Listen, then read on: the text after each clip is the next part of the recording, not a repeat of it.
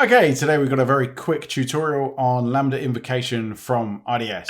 This is more just something to be aware of for the exam. You're not going to get questions on the implementation details.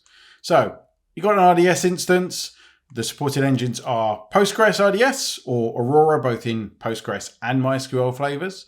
And what you can do is you can have data modification within the database, trigger a Lambda function. There are a number of reasons why you might want to do this. For example, imagine you've got a DynamoDB store you want to keep in sync with your database. You can have the Lambda function do that. When something gets written to the database, it then puts the data into DynamoDB via the Lambda function.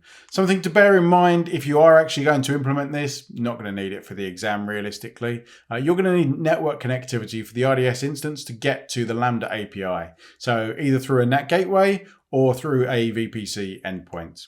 You are of course going to also need IAM permissions for RDS to invoke that for you. Here's a quick summary. Until next time, enjoy the cloud.